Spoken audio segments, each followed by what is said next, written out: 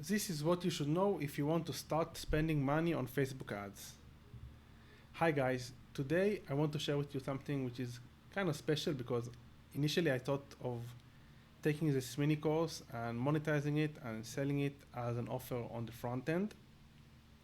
But eventually I decided to listen to my own advice and advice of many marketing experts of giving away stuff that you feel bad about giving away for free.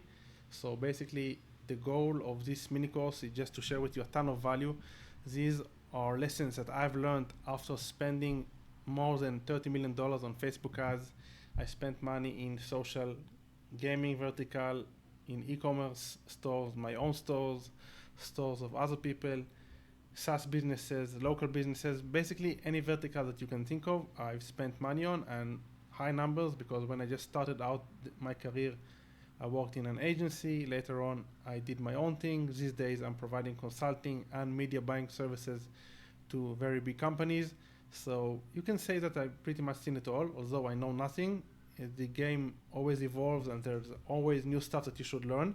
But I think this 2 hours course is pretty comprehensive and it will give you a great understanding of what you need to know in order to get started. And obviously I hope that you enjoy and you make the most out of this mini course. And yeah, I will just show you the recording and please enjoy, and I hope you find it valuable. If you have any questions, please feel free to leave them in the comment section below, and best of luck. Before we dive into the nitty gritty and I'll explain to you all the tech stuff and targeting and how to run ads and how to optimize, let's first make sure that you're listening to me and that you believe me. So let me just share with you a brief screenshot of one of the accounts that I'm operating on. So we'll get that out of the way.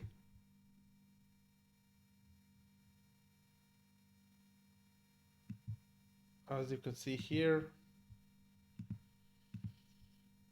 amount spent $743,000 in 1 month.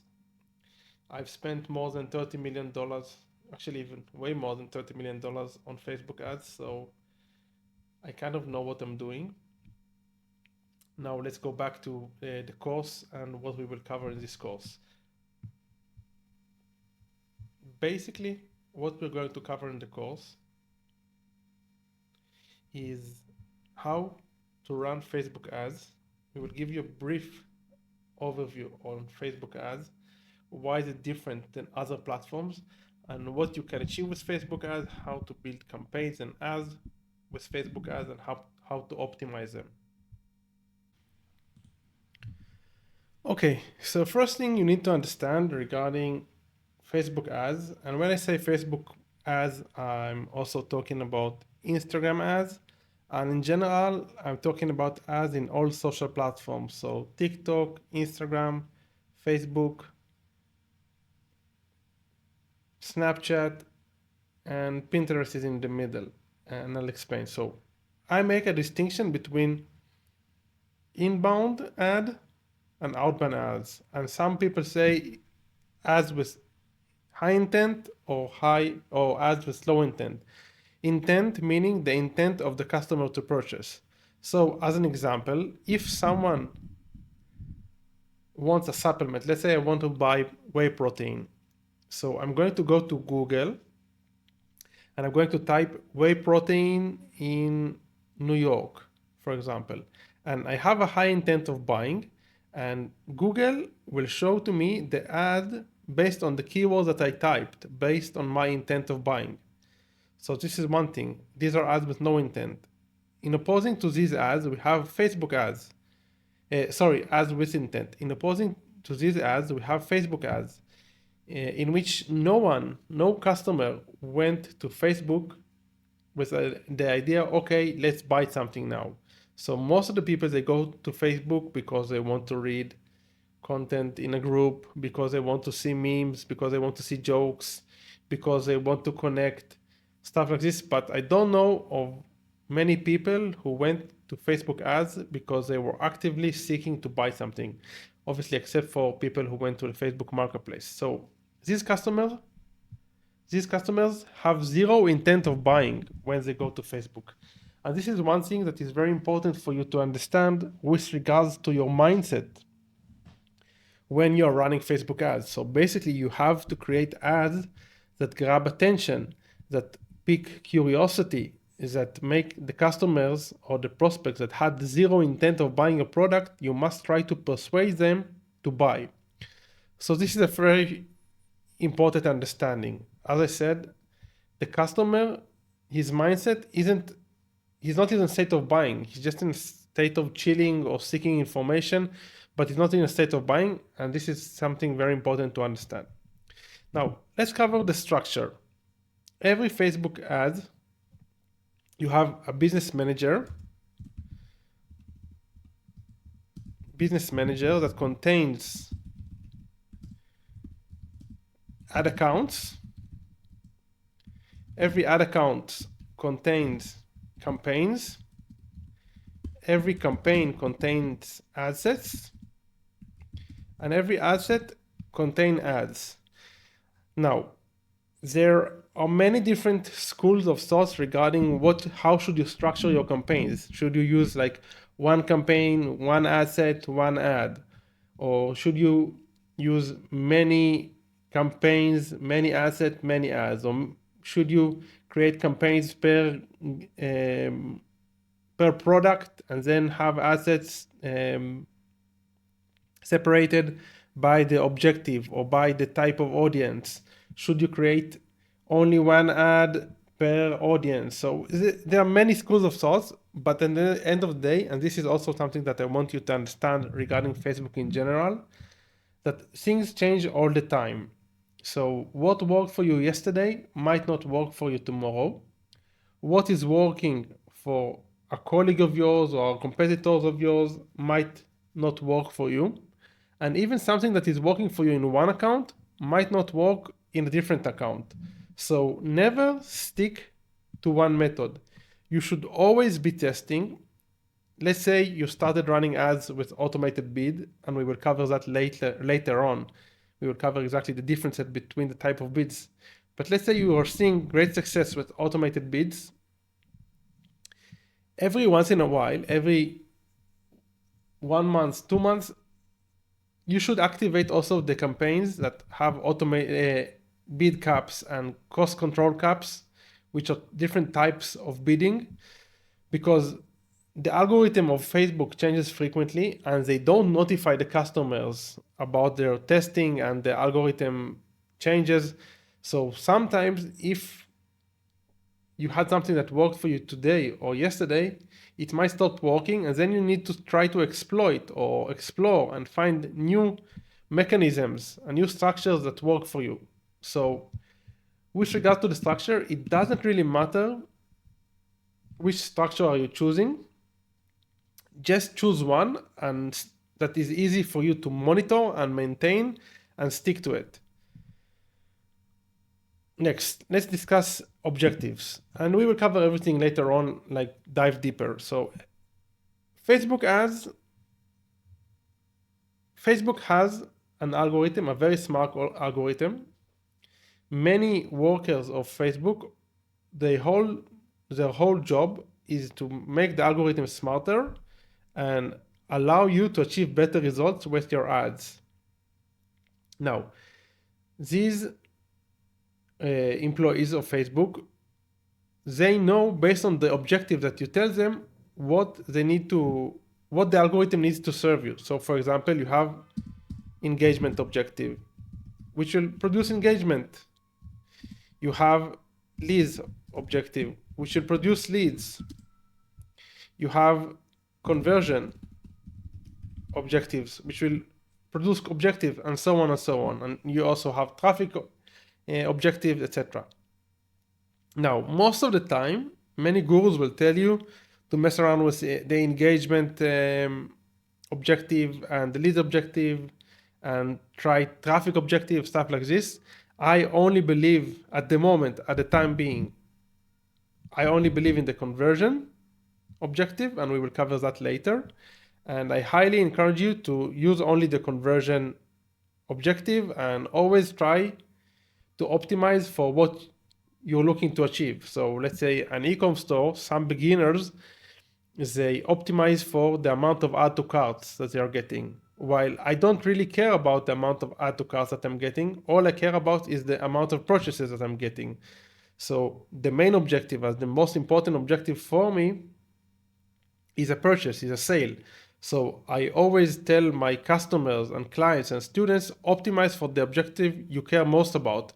Because if you tell Facebook that you are happy with a different objective, Facebook will serve you based on that objective. So let's say you're a coach or consultant and you want new leads coming in.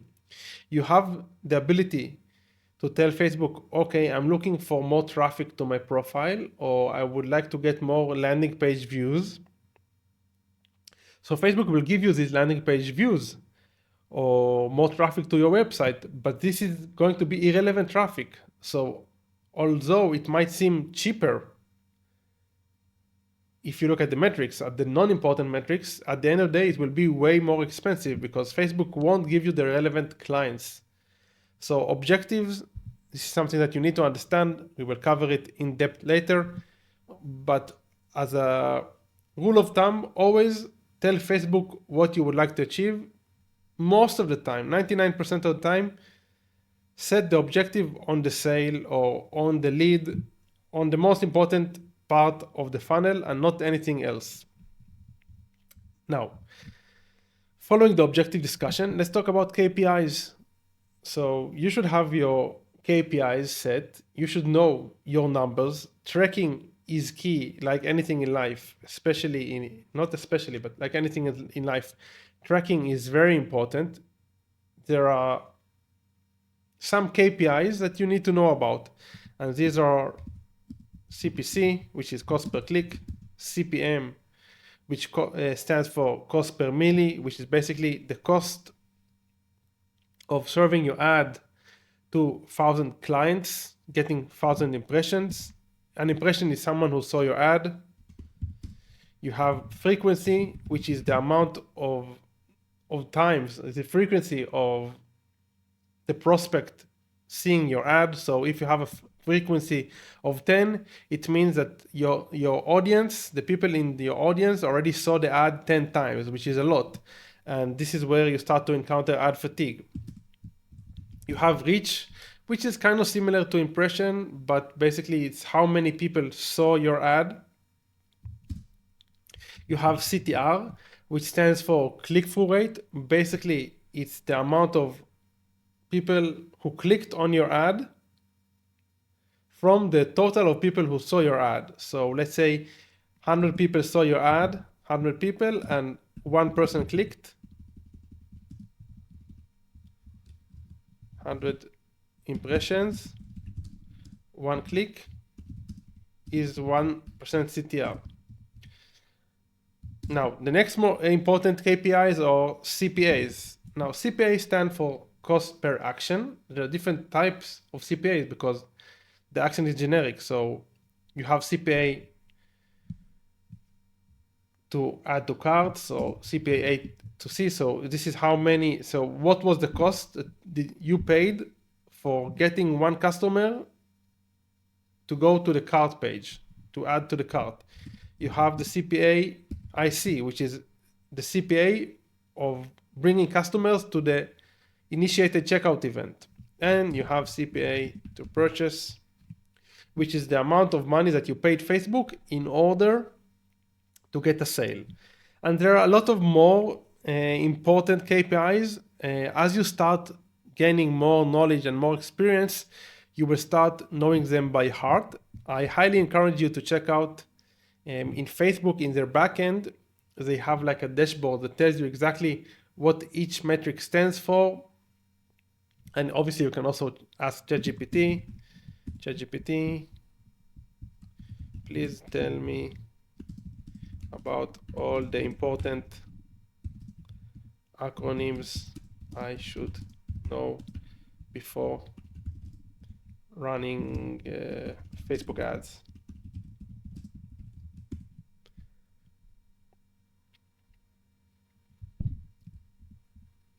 So it's just going to give you all the important acronyms. So CPC, as mentioned, CPM, as mentioned, CTR, CPA, ROAS, which is the revenue generated for every dollar spent on advertising, ROI. You can just come to ChatGPT and figure this out. Moving on, Pixel. Pixel is very important, and you will hear about this. You will hear this. You will hear the Pixel being mentioned many times. Basically, the Pixel allows the Facebook algorithm, to learn about the behavior of customers in your website. So it's basically just a piece of code that you implement in your sales funnel and in your website. And then whenever someone clicks on your ad and lands in your funnel or website, the Pixel knows exactly all the action that he's going to conduct, that this customer is going to conduct. So let's say he lands in the funnel, in the landing page.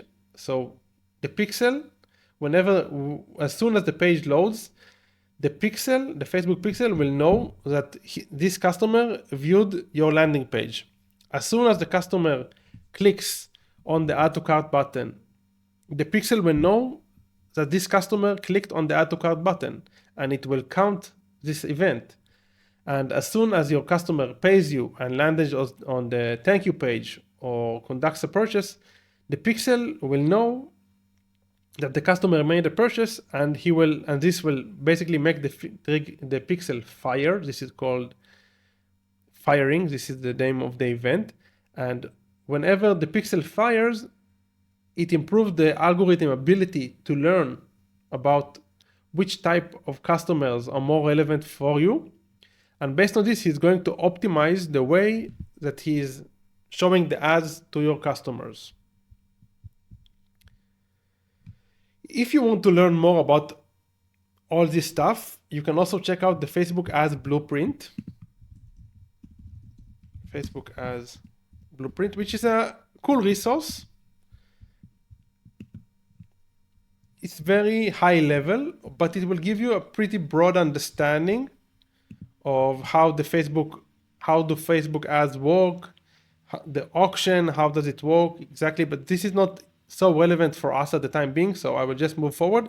But I encourage you to take a look over here. If you feel that something isn't clear, you can always come here and check out this blueprint.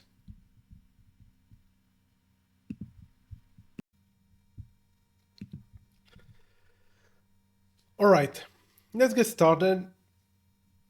We covered the intro, like a brief overview of Facebook ads, what's important. Now let's dive deep into setting up everything. So before you get started, you obviously have to set up a Facebook page. This is straightforward. I'm not going to explain this. If you have any questions, you can either consult ChatGPT or just look up a tutorial about how to set up a Facebook page. Most obvious thing. Then I highly recommend that you have your website ready, that you have an email address, professional email address, not a Gmail or Hotmail or Outlook. And if you would like, you also can create a Google My Business page. If you don't know what is Google My Business is, this is what Google My Business is. Let's say as an example,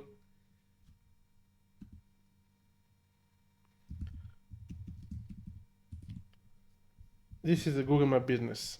So basically, this is a listing in Google of your business. You have the name of the business, reviews, operating hours, phone, and then more data based on the type of the business that you have. This is optional, but it adds credibility and it's something that you should consider. Obviously, you should also have an Instagram page set up and basically have the whole structure. To each page, I would highly recommend that you add at least 9 or 15 posts. So don't start running ads from an empty page. So if you're opening a Facebook page, just create a few posts. Obviously, make sure to have also the cover photo, have the about section ready, like fill out everything that is relevant, and Facebook guides you through the whole process. So not rocket science, very straightforward. Also, with regards to Instagram, make sure that your Instagram page has at least 9 posts, ideally 15, and you have some data in the bio about what is it that you're doing, if it's a store, if you have a business, so like a compelling tagline.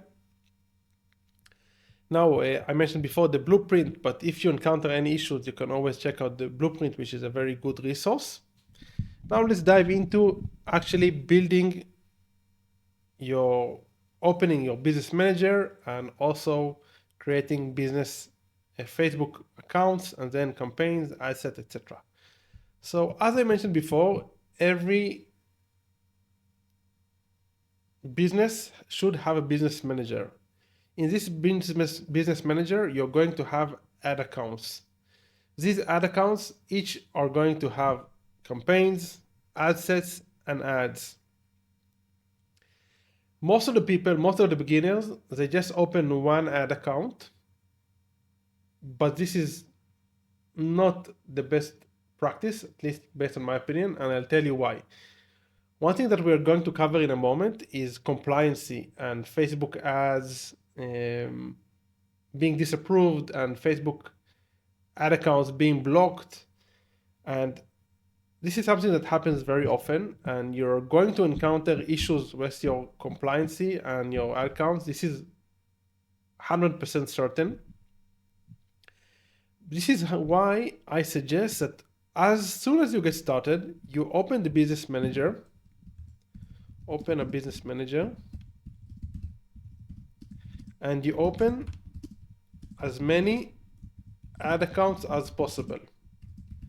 Usually how this works, and obviously this can change based on the time that you view this course because the regulations change all the time.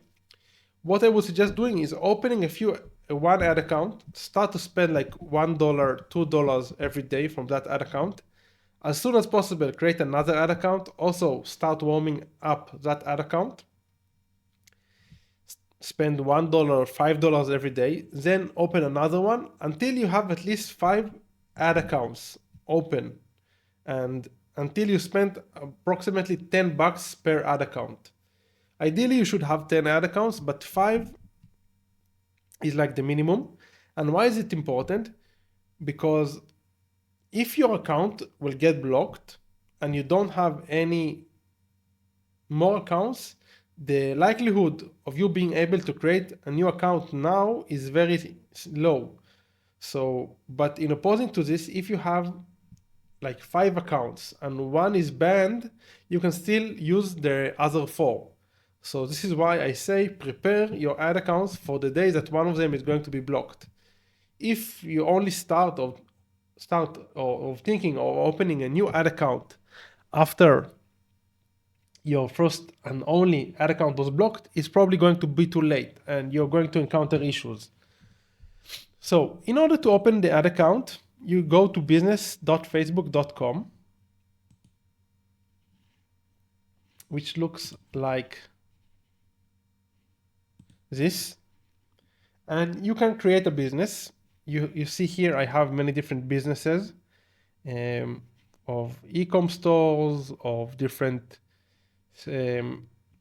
companies that I helped, personal stuff, different business managers, as you can see, and each business manager has a different amount of ad accounts. So VUnique, which was a few Ecom stores that we used to have in the past, had 10 ad accounts. BD, which was also related to one of my e-commerce operations, had 5 ad accounts. This one had 0 ad accounts because it was blocked and restricted, but you get the idea. I had many business managers, and to each business manager, I connected as many ad accounts as possible. Now, in this business manager, you have all the data about the business. So you have the people who have access to the business manager. You have the pages that are connected to the business manager, and you have the ad accounts that are related to the business manager. Then you have the Instagram accounts that are related to the business manager. Down here, you have data sources. So you have mostly the most important thing for you is the pixels. So you can control the pixels, create pixels, set events, stuff like this. We will cover that later. And here you have billing related stuff. So this is how it looks like on the back end. This is an example of an ad account and a business manager that is completely blocked. So just to show you that I've encountered this so many times, being blocked and restricted. So I can't stress this enough that you need to be ready and prepared for the days that you're going to be blocked. But I had I spent many huge amounts of money on this specific ad account, but this just to shows you how this looks like on the back end. So whenever you want to create a new business manager, you come over here, you hit the create business, you add in your details, then you are going to start opening new ad accounts, which, as you saw, let's see if I have an ad account that I can share with you. Probably not in this business manager, but basically you have here, you can add pages, add a page, and then you just add the URL of your Facebook page that you just created. And then you hit the add page button. And you can also create ad accounts, which is similar. You will be able to go here, write add ad account. As soon as you create the ad account, you can connect the page with the ad account, and then you can start moving forward to the next phase. So we covered the business area. Let me see if we covered everything. I just wanted to show you perhaps the pixel. So yes, let's see the pixel area, which is important as well. Data sources, pixel.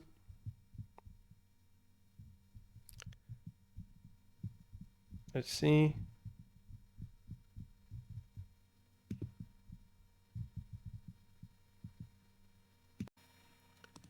Yes, so I found this page which contains one of my pixels, and we'll cover that in depth later, exactly how to set this up, but this is in general how it looks like.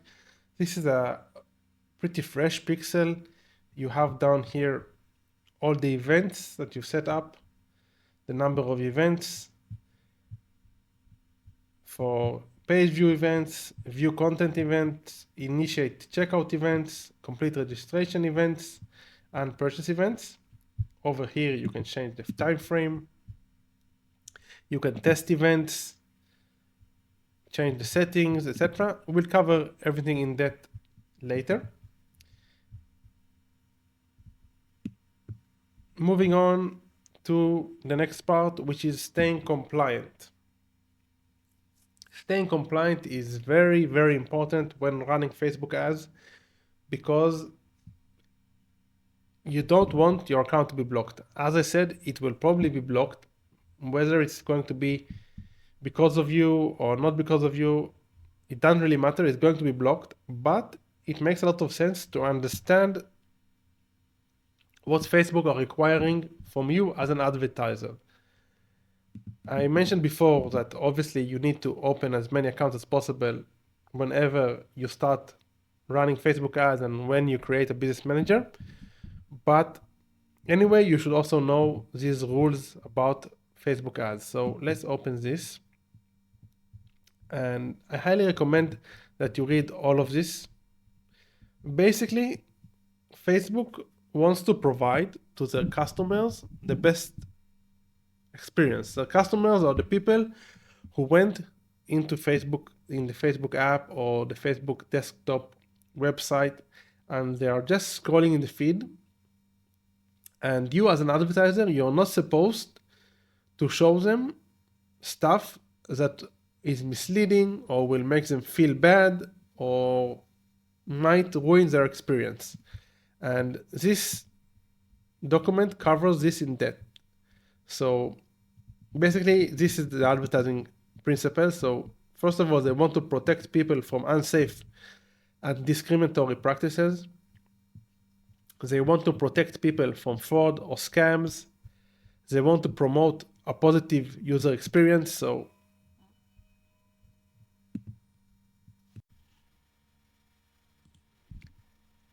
and also promoting transparency. So I just read what they are saying. We strive to make advertising more transparent and to give people more information about the ads they see. Now, back in the days when you were running Facebook ads, you could basically get away with anything. You could say whatever you would like and just convert customers. But these days, Facebook has something that is called a page quality score. And this page quality score is a range that ranges between 0 to 5. And they base the score based on feedback that they are getting from actual customers. So let's say a customer comes to you, he clicks on your ad, and he then buys from you. Facebook is going to send a message to some of your customers asking them how fast was the delivery, was the quality as expected, are they happy and satisfied about their purchase and order and their experience in overall. And based on this, Facebook is going to give you a score. And if your score goes below 1, your page will be closed and you will also be penalized and charge higher CPM. So I think that when your score goes below 2 points, your CPMs are going to be automatically higher. And whenever your score drops below 1, your page is actually being blocked. So this is something that you need to take into account. Facebook does hold you accountable, and even if your ads are totally compliant, you still need to be able to provide an awesome and positive experience to your customers. I encourage you to take a look at all of the other content in this page. So how does the ad review process work? What to do if your ad is rejected? What is unacceptable content? It's pretty straightforward, but it's good to know. Just take a read once so you get a better understanding.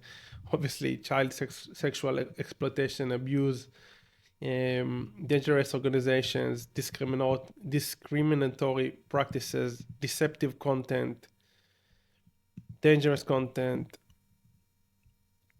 Basically, you're supposed to promote a good and positive experience. You cannot use manipulation. You cannot focus on specific body parts or portray an image of a perfect body. You cannot make claims that are not backed by data and science. So there's a lot of things that you need to know, and everything is covered right here. But basically it boils down to common sense. And after you create a few ads, you will realize very fast what is approved and what is rejected. One thing to note here is that sometimes ads that are not compliant, they do go under the radar and can be approved. And even if your ad was approved at the get-go, it might be disapproved later because Facebook algorithm picks up signals from customers, and they often do another revision of your ads. So if the ad was approved at the beginning, it doesn't mean that the ad is compliant. It just means that it was approved, and you might have been able to serve this ad under the radar. Another thing to keep in mind is even if you go to the ad library of the competitor, and just let me show you what is an ad library, just so you know, ad library. So ad library is basically where you can see all the ads of your competitor. of different competitors. So let's say I want to come here and I want to see all ads by Shapermint. Shapermint is a is a shapers company. They promote shapewear. So I just came here and I can see all the ads based on date, etc. So this gives me a reference point if I'm also promoting shapewear. It can give me ideas. Basically, I like going down to beginning of time, so to the oldest ad that is still running, under the assumption that if it is very old and still running, it's probably profitable.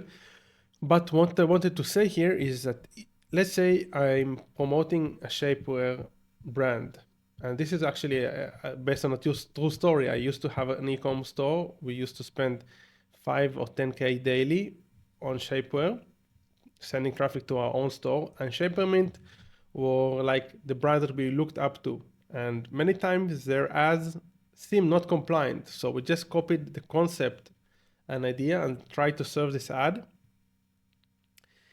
But the ad was disapproved. And then I started realizing that big companies have dedicated account reps in Facebook. And big companies, because they spend so much money, they can get away with more stuff because let's say they have an ad that is kind of in a gray area, might not be compliant, but might also be compliant. They can just contact their dedicated Facebook ads rep, which works in Facebook, and his incentive is to help you create the ads that convert, and he's able to approve your ads. So sometimes an ad that might be compliant for a brand like Shapermint, who spends a ton of money every day, and you might have the same ad but not be approved, and you won't have anyone to speak to because you're not spending a ton of money on Facebook ads. So it's just this principle of almost the winner takes it all. So the bigger brands have more freedom to create ads and do ads that are a bit more aggressive, just so you'll know. Okay, so we covered this compliancy. Now let's talk about the pixel setup. So here's the events manager section. You can find it in the all tools, then event manager. And here is how it looks like in general. You have the event activity. By the way, this is just a demo account. This is not our main account, just for showing you how it looks like on the backend. Basically, over here you have the pixel name. It's a good practice to name it and not leave it with a default name. And right here you have all the events, the status of the event, when is it used, I mean in how many ad sets is each event used, if it's integrated via the browser or also via the server. So basically, browser is like we said, we have the pixel in each page, and whenever a page loads in your website, the pixel fires. This is the browser integration. While this is very powerful, we also have the server-side integration. While this is very powerful, we also have the server-side integration. In this case, whenever we have a sale, our backend, our content management system, or our CRM sends the data back to Facebook. So let's say I have a Shopify store and I got a sale. Shopify knows to send data, the value, the email of the customer, if it is available, the address, etc., to the Facebook pixel. And then Facebook pixel compares the data of each event that it has from the browser and from the server. And this way, the data that the Facebook pixel has is way more accurate. Now, I'm not going to go very in depth regarding how to implement the pixel. This course is going to be more focused about how to run Facebook ads and how to optimize Facebook ads, and not about the technical setup, although it's very straightforward, very easy. If you have specific questions, you can do one of the following. You can first look in YouTube for a specific solution for your answer. So just write tutorial implementing Facebook pixel in my WordPress store, for example, and you will have a ton of alternatives. This is one alternative, and the other alternative is just send over an email to us, to our support team, and we will be happy to guide you. But when you send the email, just make sure that you have a screen recording showing us exactly what you tried to achieve, what exactly was the errors that you encountered, and our team will guide you.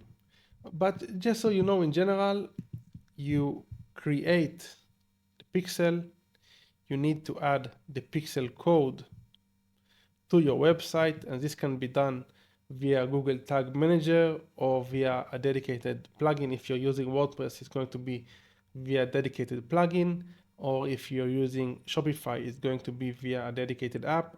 So, or ClickFunnels or whatever, doesn't really matter. Most of the time, you will just be required to add the pixel number, the pixel ID, and that will be pretty much it. Now, one thing that I wanted to show you is you have the ability over here to see like how many events fired. And this is good for debugging. You can also test events. So you can add here the URL of your website. Open browser. This will open the browser on this website, and it will show you what events are implemented on this website. So you have an example right here. This is one of our websites. It's in Hebrew, and the pixel is the pixel setup. As you can see here, it is showing us some data. It can add data over here. And there is another alternative of doing the following. So let me show you. We can try to add an event, create a custom conversion. So you're not here. It's over here. So open event setup tool. We add the website name.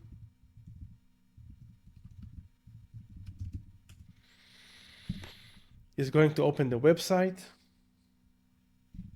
And we have this pop-up. And this pop-up basically allows us to add different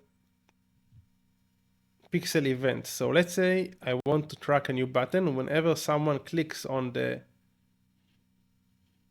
this header, to fire an event. So I can select this, and then I select an event. It can be add to cart, initiate checkout, lead, purchase, or whatever.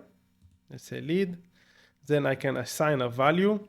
So let's say every person that clicks on this is valuable. The value is $1 for me. So I can indicate the value via, basically I can choose a value on a page. So if it's a product page, you can just say which field contains the value that you're looking for. So you can see here, this isn't a product page, but this is the option. So you see it took the 79, the number. Or alternatively, I can just say don't include a number, don't include a value, and I can select a currency. Another thing is right here, when you look in the all events, you can see all the events that you set up in this website. So purchase event, a view content event. Some of the events in this website were implemented using Google Tag Manager, and some of them were implemented using the event setup tool. Another pixel related tool that you should know of is the pixel helper. So let's go back to this website. Let's go back to the Shapermint website. And right here, I have the meta pixel helper, which you can download, meta pixel helper, which you can download from here.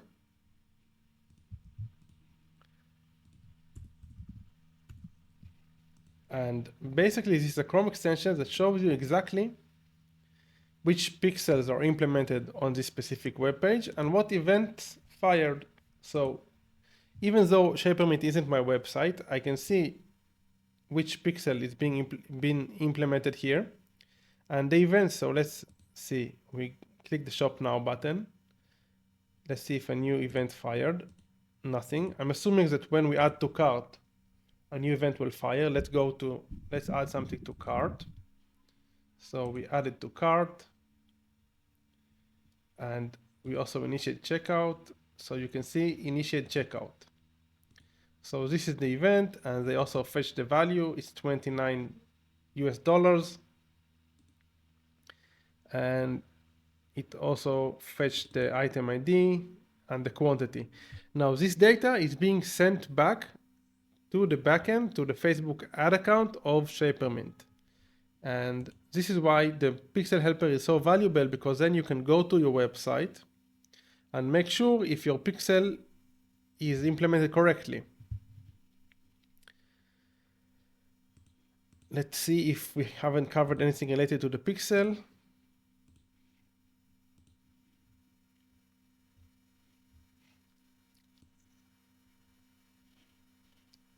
Okay, so one more thing regarding the pixel is you can also set an allow list. So if you want to block, this isn't so crucial, but I think it would be a good practice to add your domain to the allow list, so you get only events from your specific domain. Over here in the history section, you can see all changes that were created in the pixel, so change of events, etc. And that's pretty much it. You have all the data about all the events.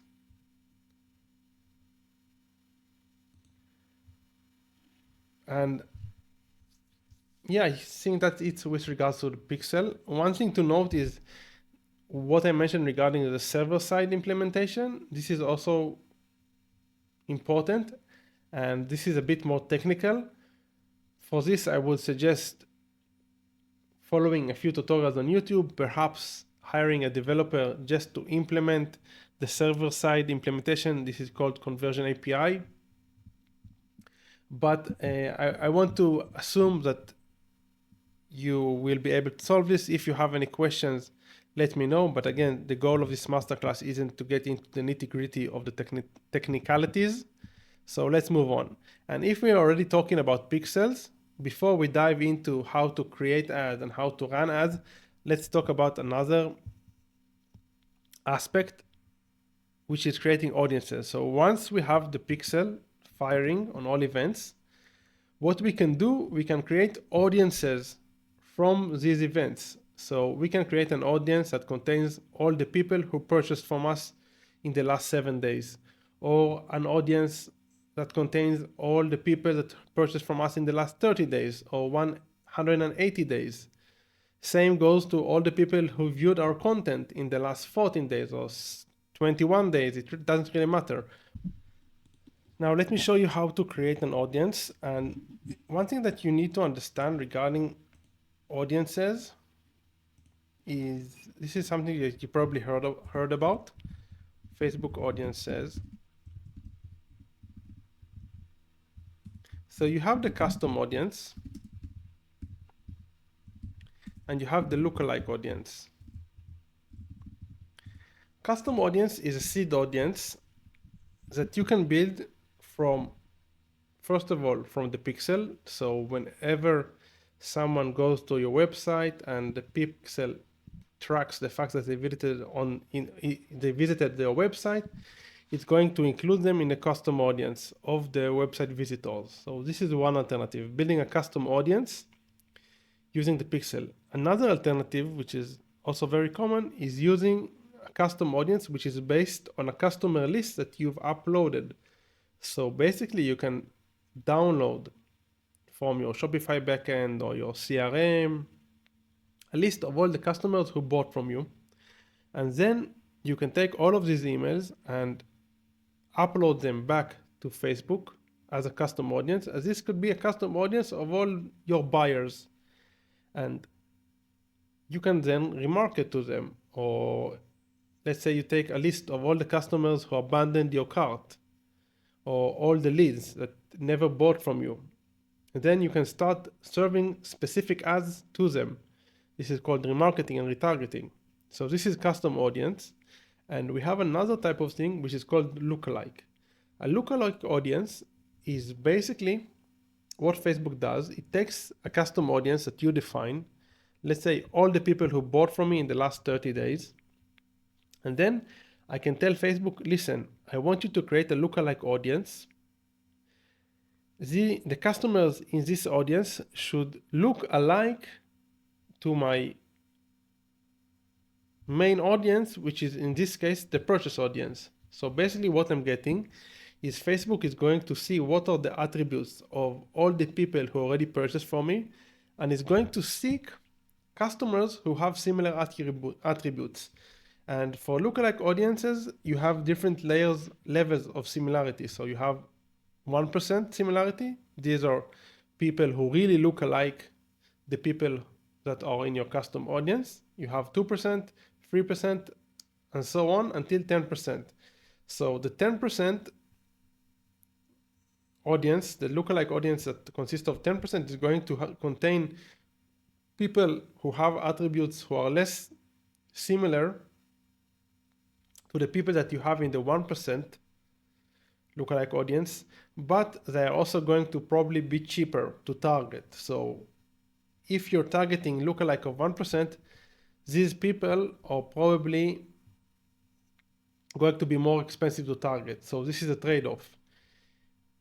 I mean, obviously you're thinking, why shouldn't I just target people who really look alike my customers? But this is the downside, the fact that they are probably going to be way more expensive. So this is something important to understand regarding how Facebook ads work on the back end. So the whole auction thing.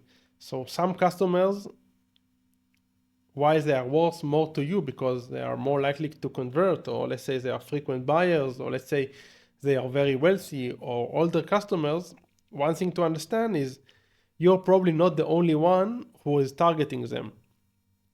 And because everyone is targeting the same amount, the same pool of customers, the cost of serving ads to this pool of customers is going to be way more expensive. So a CPMs, the cost per milli of US female 50 plus can be $30. So for example, or even can be $60.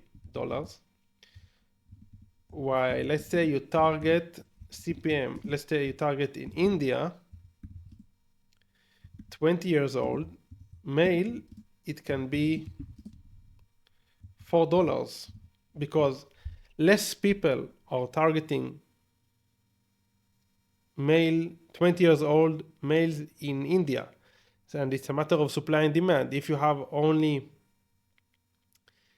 a limited pool of females 50 years old and above in the US, and everybody is trying to serve ads to them because they are the wealthiest and the best quote unquote clients, this is going to be more expensive. So this is the trade-off. You cannot expect to pay the same price to high quality prospects. This is something that you must understand.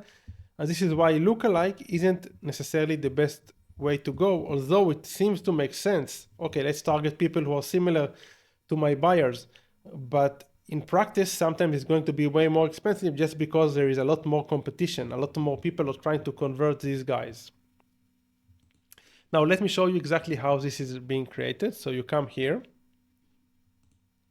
Then you go to the audiences. And over here, you can create audiences. So first, you choose custom audience. Then you can decide what is going to be the source. So it can be either the website or a customer list, or you can create a custom audience based on people who viewed a video or a custom audience based on visitors of your Instagram account, etc. But for the sake of simplicity, let's choose website. Right here, you define what is going to be the source. In this case, it's going to be the pixel. Here you choose which event is the source of this audience. So all website visitors in the last 30 days, you can select between 1 day to 180 days. Then you can decide if you want to include more customers. So you can define, it can be all website visitors, or no, let's say all people who initiate checkout, or all people who completed registration in the last 30 days. And then I just write a name, and it's best if you decide upfront what is the naming convention that you're going to choose and stay consistent with the audience name. So what I do is initiate checkout 30 days underscore add to cart 30 days. This is going to be the audience name, and then I add a description and hit this button, and it's going to create an audience. What we can also do is exclude some people. So let's say we want to only target people who initiate checkout, but not include people who conducted the purchase. So we can do this as well. You see, targeting people who initiate checkout or completed registration, and excluding all the people who made a purchase. Another alternative would be to target only people who initiate checkout using mobile. So, or only iOS or only Android. And then you can serve specific ads based on the device that they are used. Or if someone used desktop and you want now to bombard them with ads only in mobile, you can decide to create this custom audience of people who only viewed in the desktop, and then you serve ads only to them in their mobile, for example. This isn't a good use case, but just to get the idea across. Now, after you created these audiences, what you can do next is create lookalikes based on these audiences. So I selected this audience, which contains all the people who viewed content of the business digital guide. This is just a landing page in the funnel. And I come here, I create lookalike. Then when creating a lookalike, you need to define what is the region that you would like to create the lookalike for. So let's say United States. And then you can define how many audiences you want to create. So I always create 6, 0 to 1, 1 to 2, etc., and then 5 to 10. And this, let's do Israel here. And now I'm going to create the audience. And basically what this says, this audience is going to contain people who are very similar to all the visitors of this specific page in the last 30 days. This audience is going to contain people who are similar, but not as similar to these people. So we create a lookalike, and we're good to go. And this is how you create audiences. And this will become very important later on when you start optimizing and building campaigns.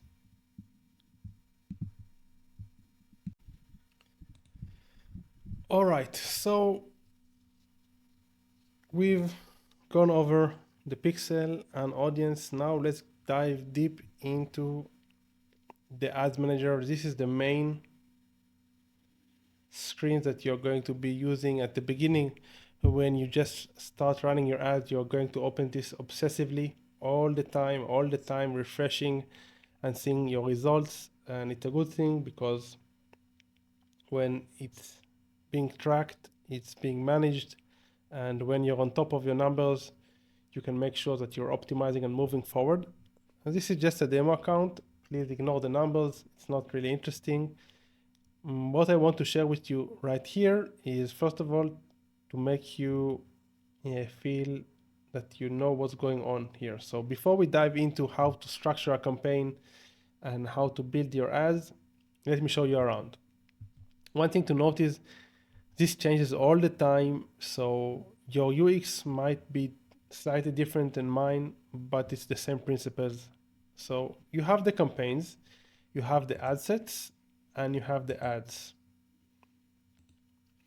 Right here, you have the ability to select which ad account that you would like to see, you would like to work on.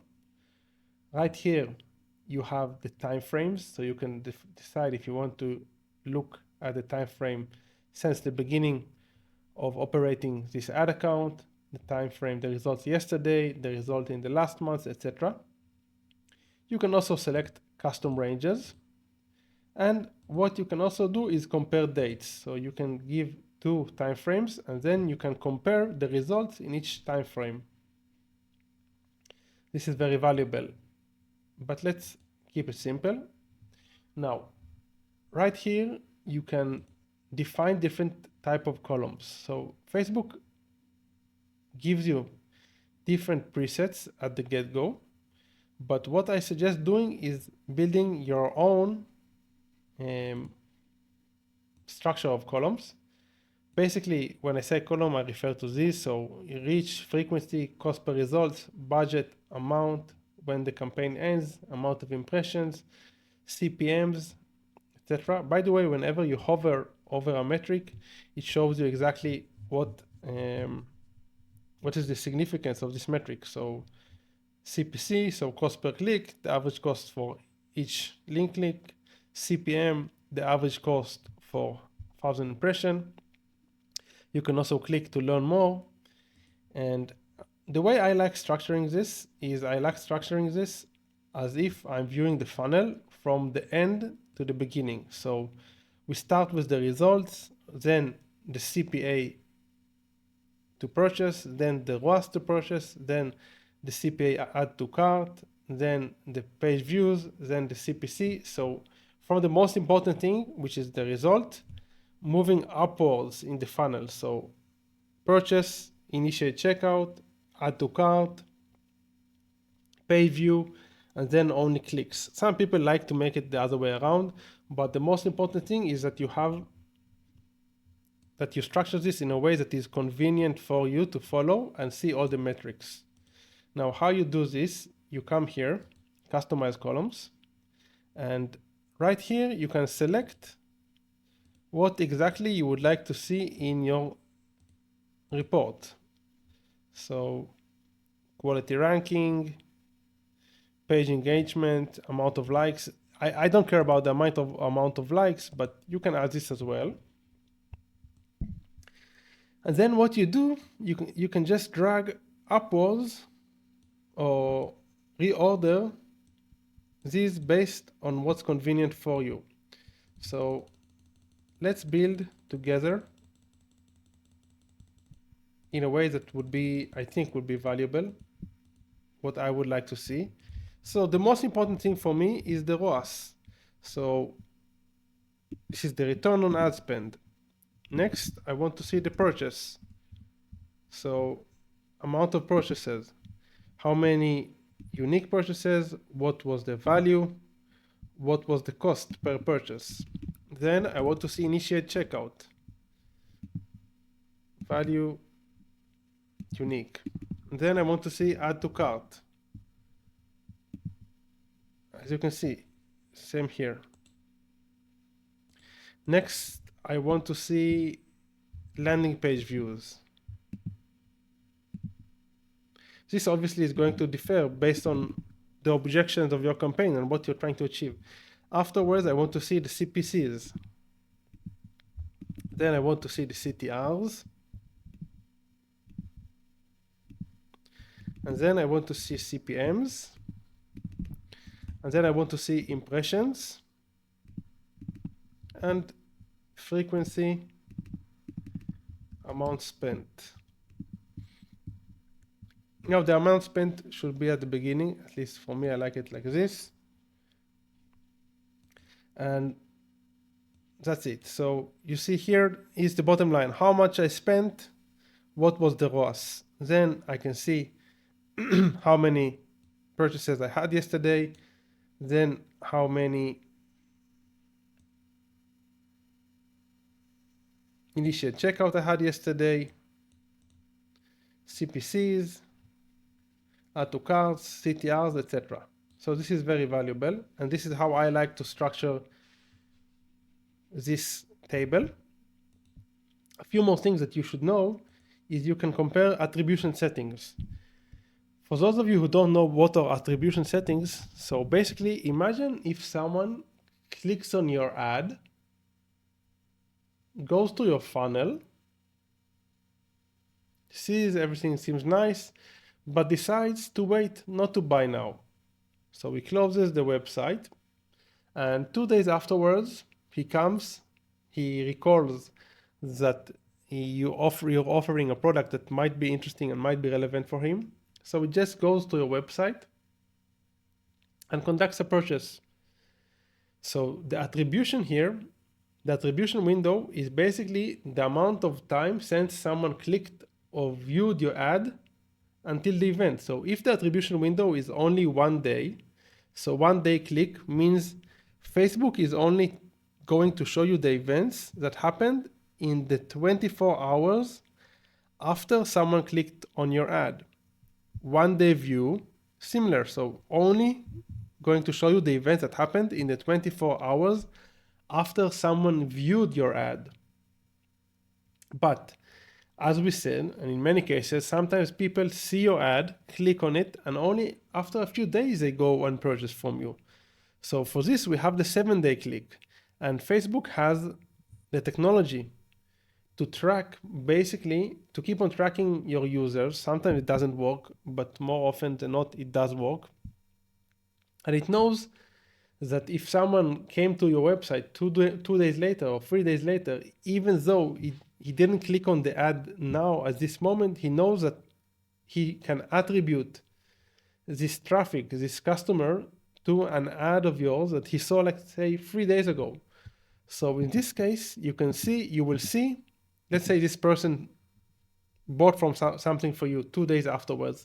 So when you look at the 1 day click attribution, you will see no purchase. You won't see the purchase because he didn't purchase in the 24 hours window after he saw the ad. But you will see the sale in the 7-day click window. This is how it looks like. So for every column in the table, Facebook is adding the numbers.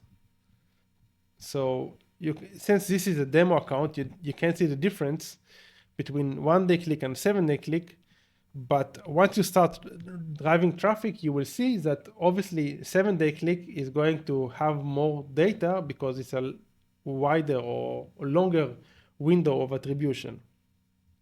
Usually, when you're selling low ticket, you're going to stick to 1 day click and you're going to optimize for 1 day click. That being said, having this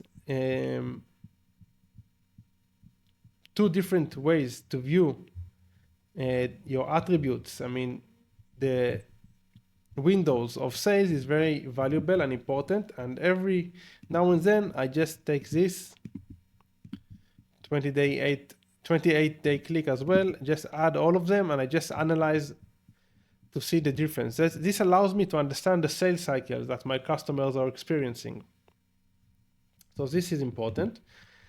Another thing that is important is the breakdown. So basically you can break down based on age, placement, day of the week, country, platform, and you can also break down based on specific days, based on specific countries. So let's say you hit this. So you can see here a breakdown based on countries, and this campaign specifically is only in Israel, but let's say I was targeting Israel and the US, so I'd have one row for Israel and another row for the US, and this way I will be able to understand where exactly is my traffic coming from and the results. Let's give you another example. So let's see by by region. So we can see here different regions. So from Tel Aviv area, where we spent $26. In Jerusalem area, we spent $14. And we can also see the CTRs and CPCs and the purchases amount based on each region. So this allows us to understand more data about our customers. We can also break down by device, obviously.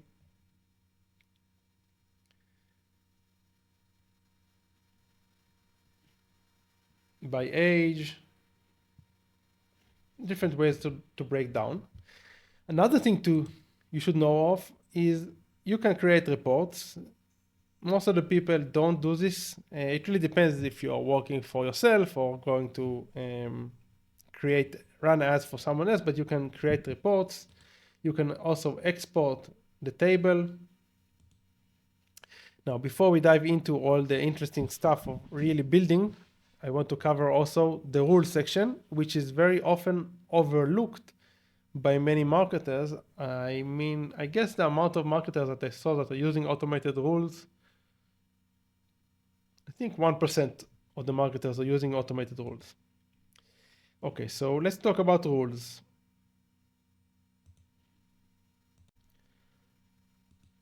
So automated rules, most of the people, again, don't use them. And this is a shame because they're very powerful. Obviously, sometimes there might be issues with the rules, so I wouldn't completely rely on the rules, and I wouldn't use rules when there is something really critical involved. But in general, rules can be very effective and helpful. Let's say you want to kill any ad that the CPC is above 3%. So pause ad CPC USD. This is the rule name. Then I can decide if I want to apply this to all campaigns, all ad set, or all ads. In this case, all ads, turn off ads. And also the rule is going to be spend above 10 USD. So any ad that has spent more than 10 US dollars and the CPC was more than $3, I don't want it to keep on running. So I want the automated rule to just pause it. So I'll come here, conditions, spent is greater than 10 and CPC is greater than 3. And then we click add. And then we decide if we want to set the time range for only today, only yesterday, last 3 days, etc. So usually I'd go for last 7 days. I can define whether or not I want to check this condition continually all the time, like every 30 minutes, or whether or not I want to check this only daily or on a custom basis. And then I can define if I want to be notified. So I usually don't want to be notified, and this would be enough. As soon as I click create, from now on, any ad that I create and spends more than $10 and the CPC is going to be above $3. So every $3. So basically, whenever we spend more than $10 and we get less than 3 clicks, the ad is automatically going to be paused. So I click create.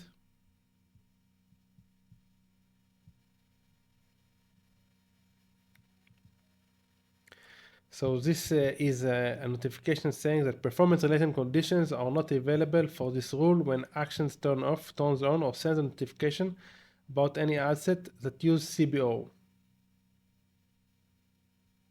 So this is a slight adjustment in the features. This stuff changes all the time, so you just need to figure this out based on what Facebook allows at every given time. But for example, we can do something similar. CPC above, we can say let's pause campaign, CPC above free. So we can all active campaigns, turn off campaigns when the CPC is above free, and time range in the last 7 days. Just want to show you the example, and that's it. We've added this rule. So whenever there will be a campaign here that in the last 7 days has a CPC which is above $3, it's automatically going to be paused. And why this is important? Because although you're probably going to enter the ads manager many times every day, and every morning you're going to optimize the ads, it is very efficient and effective to have also these automated rules like stop loss rules, that even if you don't have access to your PC, or even if you forgot to see your results, that automatically Facebook takes care of these edge cases. So I'm not suggesting that you use the automated rules for everything, for like small optimizations, but for major things such as pausing a campaign that is underperforming, this is very valuable. Let me just show you. You can also manage the rules over here. So you have all the rules. You can change them, edit them. You can see when was the last rule, when did it work the last time. So when it conducted any change to a specific ad set or ad in the last time. And this is important because sometimes you see like ads that are being paused and you don't remember that you paused them, but this is because of the automated rule. I'm not going to cover the rest because I don't use them so often. I don't think they are so relevant, but just so you know, you have these. Also, you have the ability to increase budget daily if the results, let's say you can set a rule that if the ROAS is more than 1, you just want to increase the budget on a daily basis. Or you can also manually adjust bids. So this is very powerful and often overlooked. Make sure that you check out the rules. For the beginning, I would definitely define just a rule that whenever the CPC is below, let's say $5, you just pause the whole campaign. If it's above $5, and also you spent more than a certain amount of money, because at the beginning it takes time for the campaign to optimize, and obviously you only want the campaign or the asset to pause when you have significant amounts of data.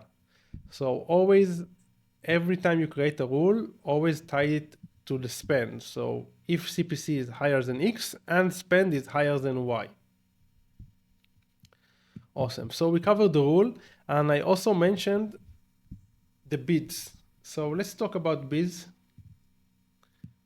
briefly, so you'll get a better understanding what are bids. And this is also pretty advanced. Most of people overlook this, but I think it's important.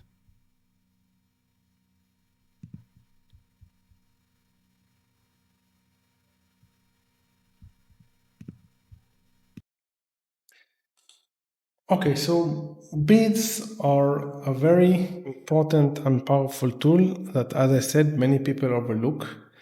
And they basically allow you to control the spends and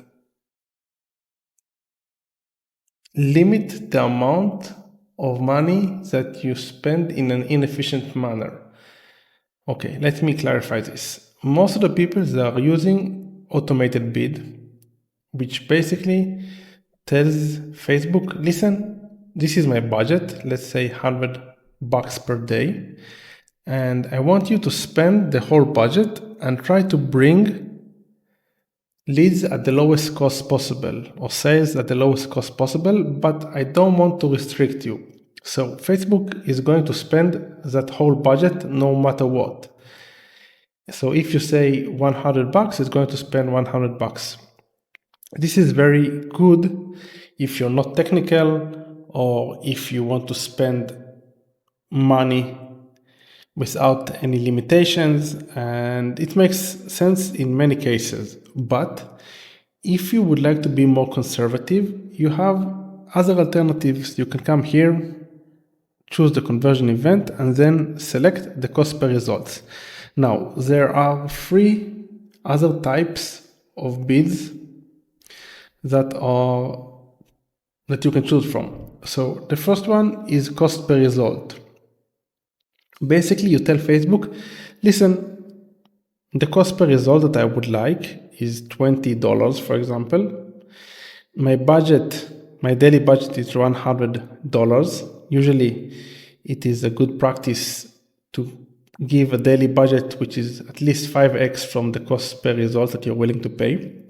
And Facebook will try to get you 5 sales within this budget. If it sees that it cannot produce these sales in this CPA, it won't spend the money on the ads. So usually, in this case, you will get sales. The CPA, the cost per result that you're paying, will fluctuate on a daily basis or on a weekly basis, but it will be around the CPA that you asked for. But again, if Facebook is unable to produce this CPA, meaning it takes more money to convert your customers, your prospects into customers, it just won't spend the money. So it's kind of putting constraints on Facebook. On one hand, it can choke your campaigns, but on the other hand, you can rest assured that the likelihood of you spending a lot of money without getting a return is going to become smaller. So this is the cost per result. The other alternative is the ROAS goal. You give Facebook a ROAS goal. Let's say you want to hit a ROAS of 200%, and Facebook will spend the amount of money it can based on the budget that you provided, as long as it knows that it can hit your ROAS goal. If it doesn't know, if it isn't certain that it can hit your ROAS goal, it won't spend the money. And the last alternative, and this is the most conservative alternative, it's called bid cap. You basically tell Facebook what is your top bid, the most expensive that you are willing to pay for a result. So let's say your break-even point is $20. So you tell Facebook, listen, my bid cap is 20, and Facebook will try to produce results that are cheaper than 20. Usually when you use bid cap, the CPA, if Facebook is spending your money, the CPA is going to be lower. It's going to be like 15, 17, 11. It really depends, but it will produce results in a cheaper rate, but it is also the most conservative bid. So Facebook is very unlikely to spend your whole budget. It is only going to spend the budget if it has like a very high certainty that the budget that is going to be spent will yield the results that you're expecting. So I usually use bid cap with cost per result. Bid cap is the most conservative, so it brings me clients in a very low CPA, and cost per result is a bit less conservative. So usually the CPAs are going to be higher, but the spend is going to be also higher. Now, one thing to keep in mind, if you want to optimize if Facebook isn't delivering the amount of money that you would like, so you can just increase the cost per result on a daily basis, the bid. So let's say you started out with a very low bid, $10, and Facebook didn't spend anything. You can increase the day after to $12, and again to $14, $15, $16, $20, until you are happy about the results and find the happy medium between the CPAs that you're willing to spend and also getting Facebook to deliver the amount of money that you would like to spend. So it's called manual bidding, and it allows you way more control, but on the other hand, it restricts your scale. So there are pros and cons to using each type of bid. Most of the marketers, the media buyers, are using automated bids, but the real pros are using all of these bit types and just combine them and test them all the time. And this is what I suggest that you do as well.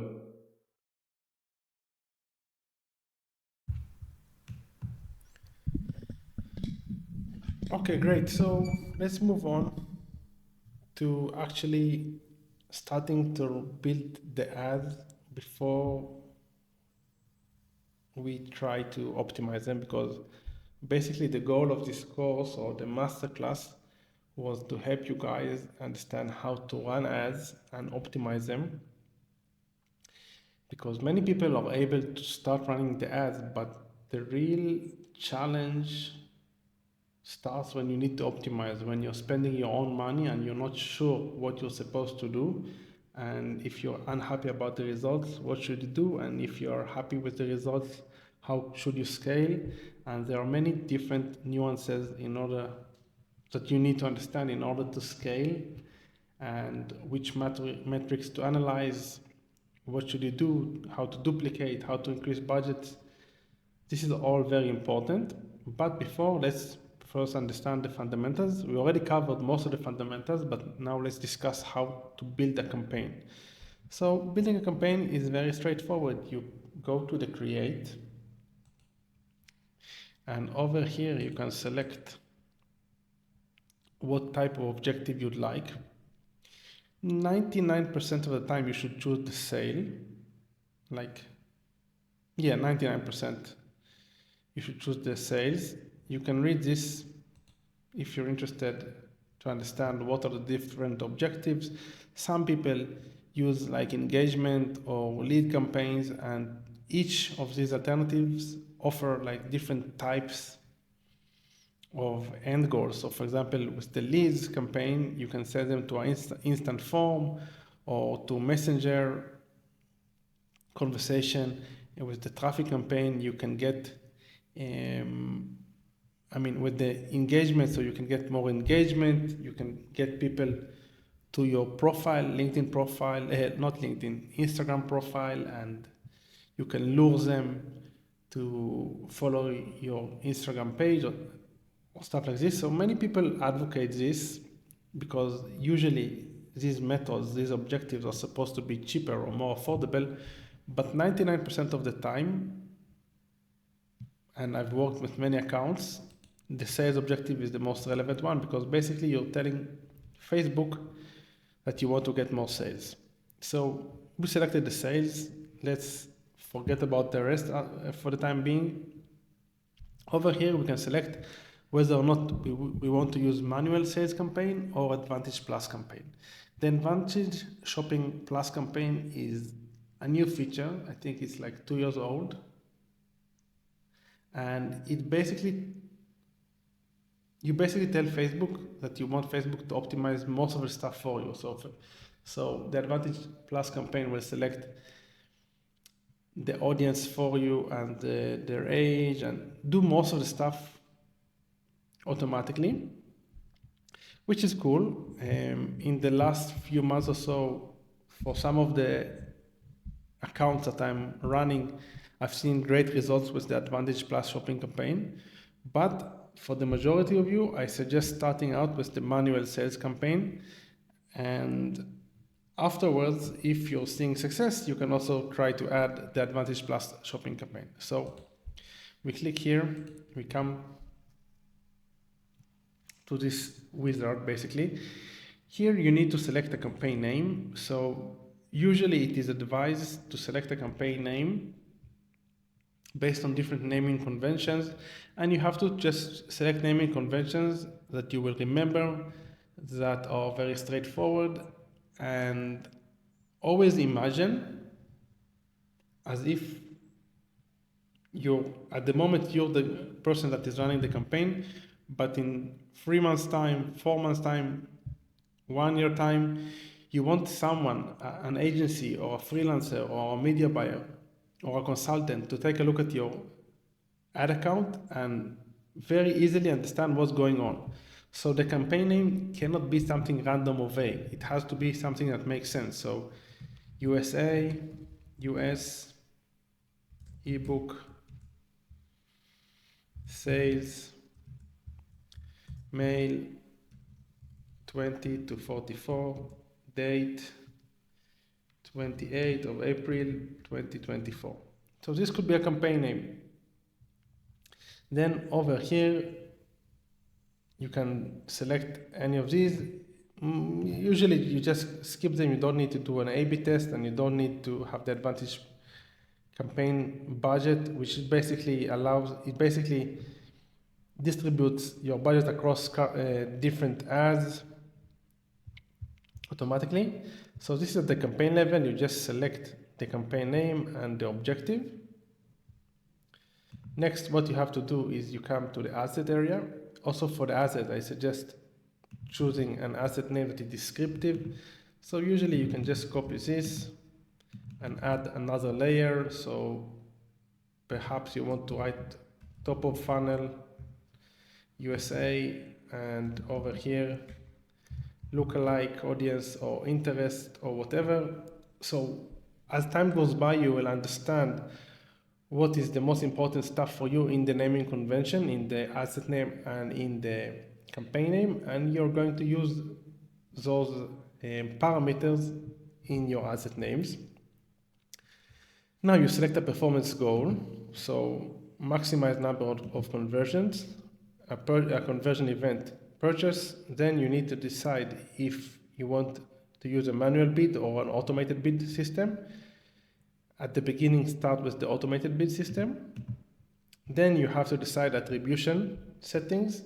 So basically, if you're selling low ticket, what you want to do is 1 day click and 0 day view through, which basically tells Facebook that any event that happens, if someone clicks on your ad, you want to measure the events in only 1 day from clicking. So if someone clicks on your ad and after 3 days he comes and converts, so you don't want it to be attributed to the ad set.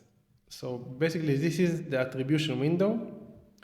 So anyone who clicks the ad and convert within 24 hours is going to be counted as an event. It's going to be attributed to that ad set. Anyone that converts after 1 day isn't going to be attributed to this ad set. Moving on, delivery type, just leave this as standard. Now, budgets. So usually you select daily budget. If you select lifetime budget, the biggest advantage of lifetime budget is that you can also restrict the budget, and you can also do something that is called day parting, which is basically telling Facebook that you want to spend money on specific hours. So let's say lifetime, and we can do ad scheduling, and we can select different hours. And some people in some operations, they use this because they know that most of the clients, let's say, they convert in the morning time or during the weekend. So in this way, in this type of scheduling, you can make sure that Facebook serves only in specific time frames. This is also relevant if you want to have like promotions at specific time of the day, etc. And you can select whether or not, if the schedule should be based on the viewer's time zone or based on the ad account time zone. Okay, going back here, most of the time you will select daily budget. Then you decide what would be the daily budget and when you want to start, and if you want to have an end date for the campaign. I usually just leave this open. Then you can select the audience type. Over here you can define a minimum age. You can add exclusions. So usually what people do is exclude a list of buyers, exclude people who requested for a refund, stuff like this. Over here you can select if you want to exclude, like I said, specific custom audiences. You can select to serve the ads to specific languages, so only people who speak English, only people who speak Spanish, etc. Let's come here. What else you can do? You can add different targeting. So let's say I'm selling a personal development product. I want to target people who have read any books by Napoleon Hill. So I can write Napoleon Hill. And then Gary V. So basically, we can add different interests, and then Facebook will target people who have shown interest in any of these. Over here, you have suggestions. So you can see, based on the fact I selected Napoleon Hill and Gary V, it already suggests different gurus because it's figuring out who am I targeting. So Robert Kiyosaki, Jim Rohn, etc. You can also select to target based on demographics, so based on education, based if they are parents to specific ages, stuff like this. And also based on behaviors, so based on the mobile they are using, if they had anniversary, what are their digital activities, so if they are expats, so this is very powerful as well if you want to target only expats. So a lot of different ways to structure your interest and who you're targeting. And it's important to understand that this is an OR connection. So OR connection means that you're targeting people who engage with anything related to Gary V, or engage with anything related to Napoleon Hill, or engage with anything related to Robert Kiyosaki. If you would like to add a layer of "and," so people who engage with Gary Vaynerchuk and Napoleon Hill, so you need to select this, define further. And basically, now you can do Gary Vaynerchuk and Shopify. So this is Shopify. It was people who are employed by Shopify, but we can do people who showed interest in Shopify. So now we are targeting people who have shown interest in Gary V and also have shown interest in Shopify. So this is an "and" relation, not an "or" relation, which is powerful. So this is pretty much it regarding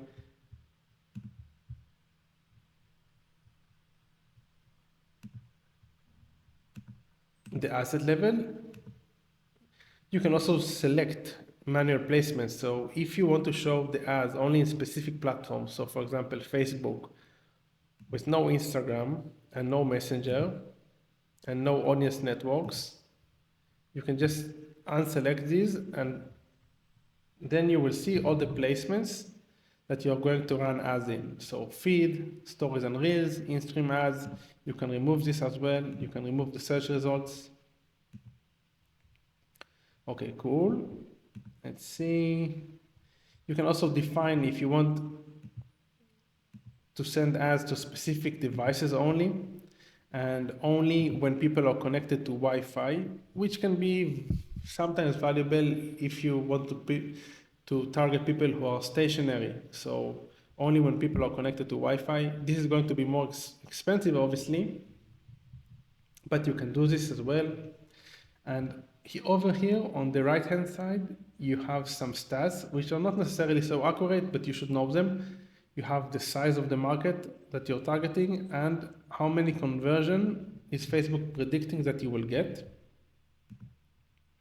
which is usually not correct, but it is a good thing to know, like the reach of your campaign. Let's remove this for a second. As you can see, the reach grew significantly. And if we are targeting broad, let's move to the US. Or UK is enough. So we see the audience definition.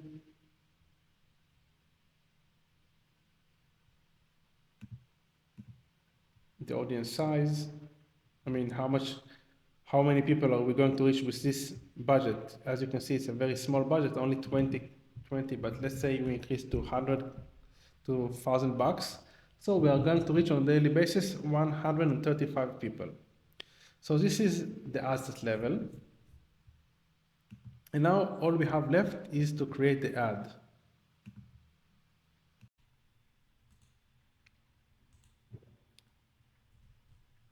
Let's talk about ads. So you've created your campaign and your ad set. And the next step would be to create your ad. Basically, what you have to do is give it an ad name based on the naming convention that you decided up front. So usually you can write the file name plus date plus version plus length of the file and aspect ratio, and if it's an image or a video. And then you select which pages you would like to use when running the ads. And then you create an ad. So you come here, you add media, you add whether you want to add an image or video, it doesn't really matter. Let's select video, you upload the video, and then you add primary text, which is the text above the ad. You can add a few alternatives, like 5 of them. I would suggest sticking to one because it allows you more control. So text above the ad. Let's choose just for the sake of, so let's say this is my ad, this is my image. So text above the ad, the headline would be text below the ad, text below the ad, as you can see here.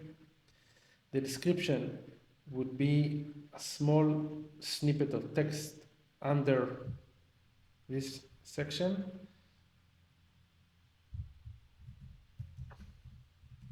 It is only visible, it's not visible on all platforms. Then the call to action is what you have written on the button. So usually it would be see offer or learn more or order now. It really depends on what you're selling. And then underneath you can add URL parameters. Now this specific ad, it's an ad to Messenger. So let's change the settings back to website. You can change them over here and you can see that the structure is slightly different. So we still have the primary text, the headline, the description, the learn more, the call to action. Over here you have the website URL that you would like to send the traffic to. So let's say EcomXF.com, this is my website. The display link is, as you can see here, this is the description that I told you about, and this is the display link. So we can write EcomXF special offer. So this is what the link that is being displayed. Then you can add tracking. So you add which pixel you want to use in this ad. So add the scale pixel, this is the pixel that I'm using, and you add URL parameters, which is basically what is the UTM you are using, UTM source, UTM medium, etc. You can also add this dynamically. So campaign source can be campaign ID, campaign medium can be Facebook, campaign name, ideally we do like this, campaign ID, campaign source social, and campaign content can be ad ID or whatever. And these UTMs would be chained or added to your link, which will allow you to track the performance of your ads better using, if you're using HiROS or Google Analytics or whatever you're using, or Microsoft Clarity or whatever you're using. So basically you have this text above the ad, text below the ad, call to action, link, and a description. Now you can see how this ad is going to look in all different placements. So you have here the Facebook feed, the Instagram feed, the Instagram story, the Facebook Reels. Basically what you want to do, you want to verify that before you upload the ad, that it looks well and it isn't cropped in any of the platforms. As soon as you finish with this, you can hit the publish button and your ad will go live and it will start spending money. Now, let's assume that you want to duplicate the ad. You can just come here, select the ad, and click the duplicate button. And then you can decide whether or not you want to duplicate it to the same campaign or to a new campaign. So you hit the existing campaign button and then you write the name, or to a new campaign. Then you can do the same with regards to which ad set you would like to assign the ad. So this is one alternative. And the second alternative would be just hitting the Control C button. You see you copied one ad. Then you can go to a new ad set. Let's say we want to go to this ad set. We select this. We choose this ad set and we just hit the Control V button. Now, it will throw you an error if the objective of the original ad isn't the same objective as the ads in the designated ad set. But if it's the same objective and the same format, it will be just fine. You can just copy and paste using Control C, Control V. Another thing to keep in mind is the fact that you can use, instead of creating an ad from scratch, you can use the same post ID in order to just repost the ad. So as you can see here, we did create ad. So this was one alternative. And the other alternative is use existing post, which basically allows you to select the post that you've created. It can be an ad or even an organic post that you've created. Then you have all of these posts over here, and you can just choose one of them and start, quote unquote, boosting this specific ad. And this is valuable, and people use this very often because you kind of skip the ad creation, and it also saves all the engagement that you had in the ad. So this is also valuable. So this is called just using an existing post, and this is very important. Yes, so that's it. We covered how to open a new ad, how to create new ads. Ideally, you would like to add at least 5 or 10 variations per ad set in order to figure out what is working well and what doesn't work as good. And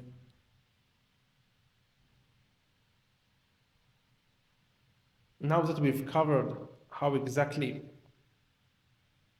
you create the ads from a technical standpoint, let's discuss ad structure. So when it comes to ad structure, there are many ways to build this, and it really depends on your ability to monitor the ads and your ability to spend. So first of all, ability to monitor. If you have a ton of ads and a ton of campaigns and a ton of assets, it might be harder for you to monitor what is working well and what isn't working well. And you need some level of expertise in order to control all of these ads. On the other hand, if you only have one ad, you don't have enough data. So you want to create some variability in your ads. Another thing to keep in mind is, as I mentioned, the budget. So you don't want to spread yourself too thin, because if you don't have a lot of budget, so you can't run a lot of ads, because let's say you have 10 ads and you only want to spend $1 daily, until you realize who is the winner, it will take you a while. So you should find a happy medium between, on one hand, being open-minded and testing different variables, different ads, different audiences. But on the other hand, you don't want to spread yourself too thin with regards to your ability to spend on the ads and accumulate data. So some people say one campaign, one asset, one ad. This is an old school way of doing stuff. I don't agree with this. What I would advise is creating campaigns based on something unique. So for example, a certain geography or a certain product or a certain offer. Usually I create top of funnel campaigns, which are also called prospecting campaigns. I create testing campaigns, which are new stuff that I'm testing, and I create remarketing campaigns. So let's write it down.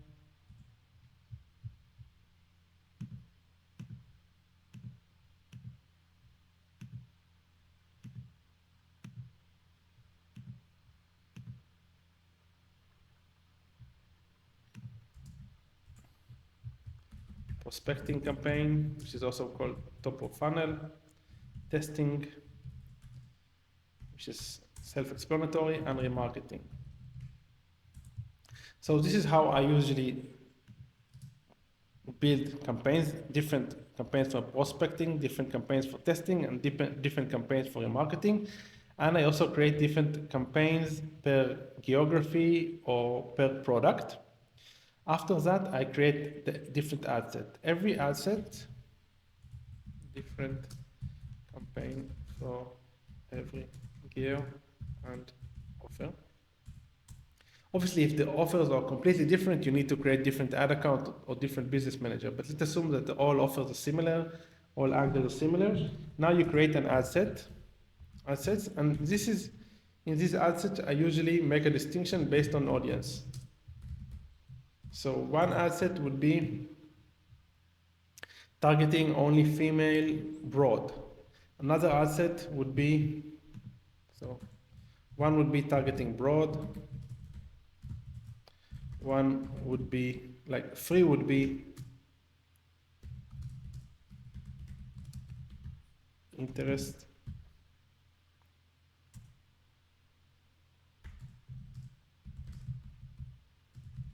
Okay, so 3 would be targeting interest, and here I would test different types of interest. So one asset would target, let's say I'm selling supplements. So one asset will contain supplements related targeting. So any keywords such as fitness, gym, stuff like this would be like one asset. The next asset would be more behavioral asset. So people who are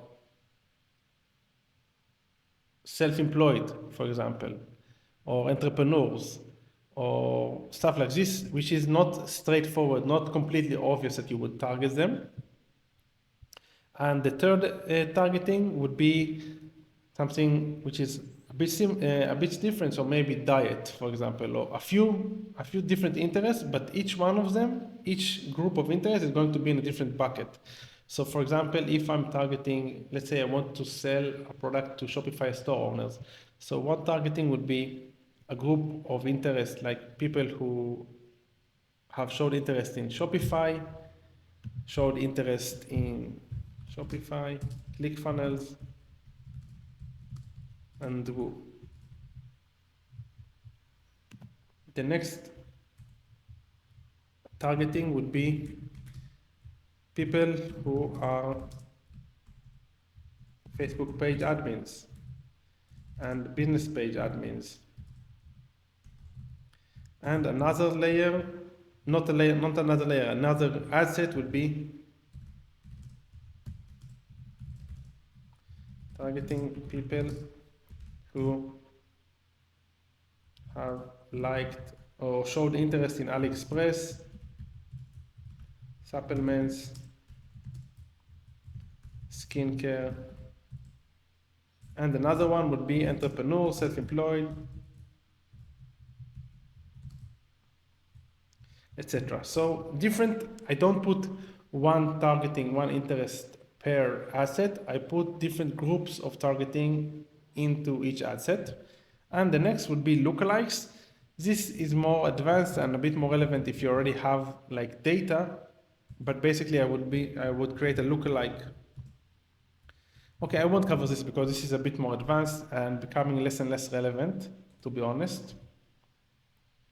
Now, this is for the prospecting. For the remarketing, we can have, I usually combine all remarketing ad sets.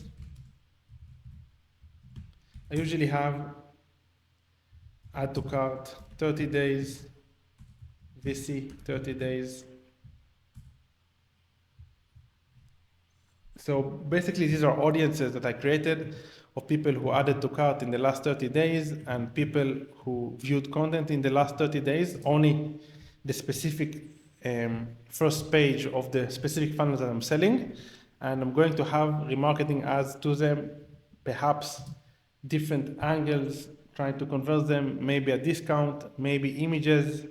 So just trying to remarket to the people who already shown some sort of interest. So this will be the remarketing assets. And the testing would always be stuff that I'm testing new ideas, new angles, new audiences, stuff like this. So this is in general how I would structure this. Prospecting, most of the money goes here. Remarketing, like 20% of the budget goes here. Testing, 10% of the budget. I would have different campaign for every geography and offer. Again, this is totally dependent on how you're building your budgets, but in general, every ad set of the prospecting is going to have one broad campaign, one broad ad set, 3 more ad sets targeting interests, and perhaps 3 more ad sets using lookalikes. Now, for this, you can also use CBO campaigns and ABO campaigns. ABO and CBO. ABO campaigns is ad set level budget. Basically, you give a certain budget per ad set, while CBO is campaign level budget. So you give the budget to Facebook on a campaign level. So let's say you have $100.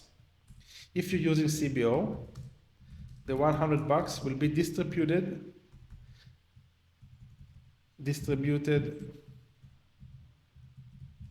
based on results across all assets. If you have $100 in the ABO, you need to define $25 per asset, assuming that you have 4 assets. And it won't deviate. It will spend more or less 25% per asset. So in general, it sounds like CBO is better because it automatically distributes the budget, but in practice, sometimes ABO is going to perform better, and the fact that you have control of the spending per asset is beneficial sometimes. So I would advise, if you're spending more money, if you're spending, I don't know, $1,000 daily, which is not a lot, but still, if you're spending $1,000 daily, I would also advise having campaigns that are CBO and ABO and just duplicated. Okay, so we covered this, which is how to structure your campaigns. Next thing that we're going to cover is how to scale your campaigns.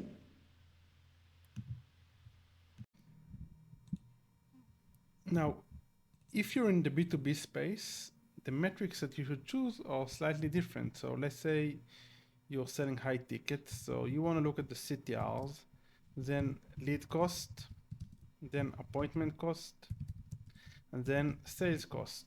So, and obviously ROAS, like over here, you would like to see like ROAS, which isn't a conversion rate, but basically you want to figure out the return on ad spend. So if your CTRs are low, still 1%, at least, should be at least 1%, I'm assuming, and your lead costs or lead conversion rate are low. So let's say a lead cost ideally should be, I think, like about 30%, and appointment booking should be, let's say, 10% or 20. It really depends on the funnel and your skills, and you should get a sales for, let's say, every 10 sales call, you should get 1 sale. So based on this analysis, you figure what is the step in the funnel that is currently underperforming, and based on this, you can adjust and optimize the specific stage of the funnel. So that's it with regards to optimizing your campaigns. Now let's talk about scaling your campaigns, which is slightly different, because when you scale, you only start scaling when your results are already pretty good, you're happy about the results. I wouldn't say necessarily that you need to be profitable in the front end, but I'm assuming that no one will scale if they are not profitable, at least on the back end. So you start scaling. One thing to realize about scaling is that the Facebook algorithm and any algorithm, they prefer consistency. So some people, they act as if they are day trading. So they change the budgets every time, and they open campaign and they turn off campaigns, and it's a complete total mess. But when it comes to Facebook ads, the algorithm prefers consistency. I wouldn't say love, but prefers consistency.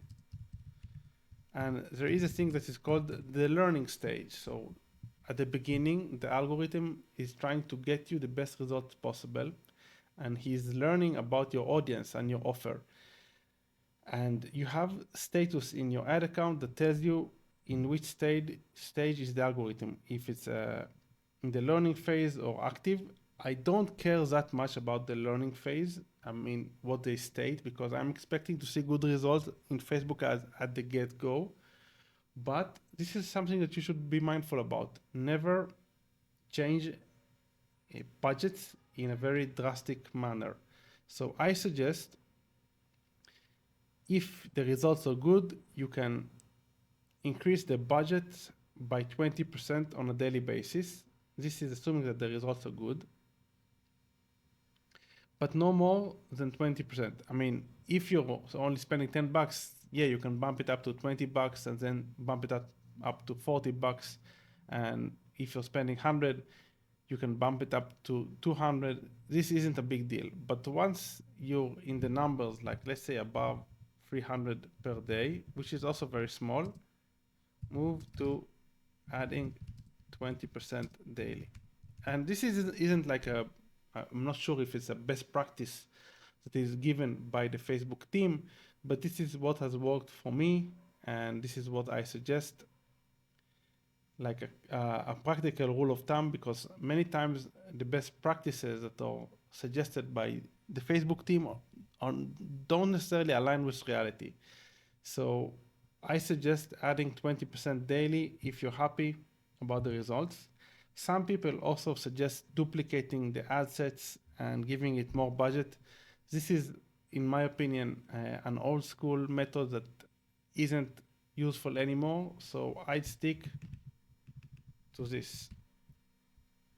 Adding 20% on a daily basis when the ROAS is good. Another way to scale is you scale horizontally. So scale to more audiences, scale to more geographies. And whenever you open a new campaign with a new geography, you just start from the get-go. You start with a low budget and you increase only when the results are there and you're happy about the results. Now, one thing that I want to mention regarding increasing budgets and scaling different geographies is you must take into account, first of all, the localization aspects. So if something is working in the US, it might not work in Canada or Australia or the UK. Take into account different currencies, take into account different mentalities of buyers, take into account the testimonials. If you have testimonials with British accents, they will probably work better in UK. If you have testimonials from Australian customers, the likelihood that people in the US will subconsciously believe these testimonials is probably smaller. So this is also something to take into account. Always think about the localization aspect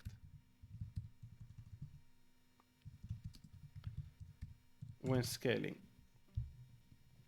Okay, so we covered scaling and we covered optimizing. Now let's start discussing some common pitfalls. So common pitfalls.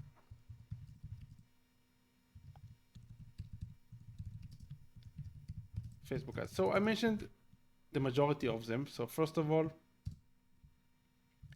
accounts being blocked.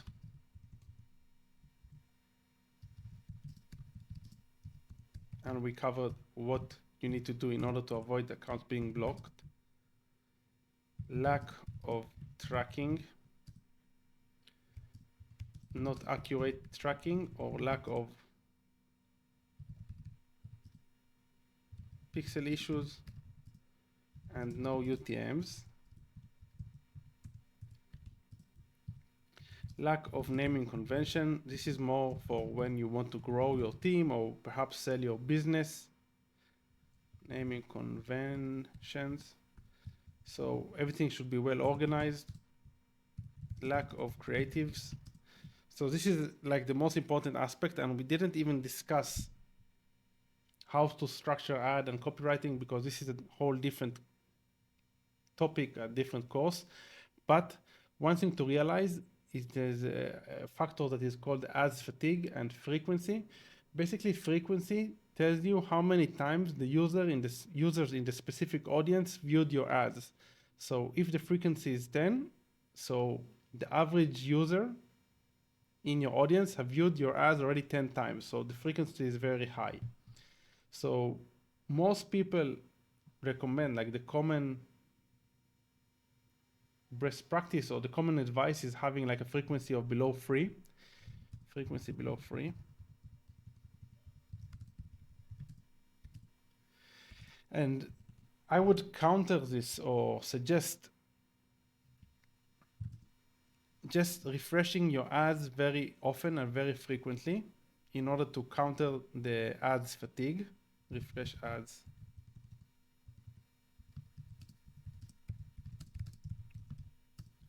Ads fatigue. Okay. What else? So accounts being blocked, lack of tracking, lack of naming conventions, changing too often. So we just discussed this, changing too often. So you got to let the algorithm work for you. Next thing is sticking to one thing. So the algorithm changes all the time and nobody will notify you if something changed.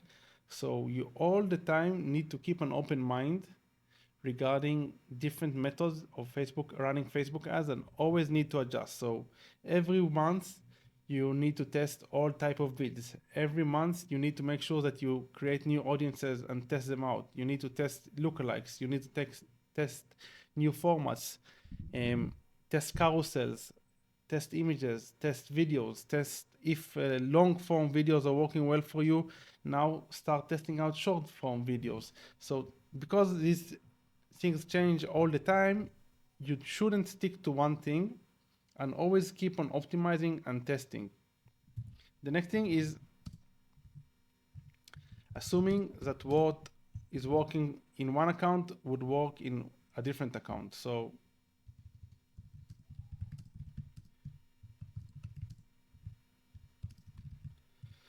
basically, as I said, we don't know much about the algorithm and there are many variables in the equation.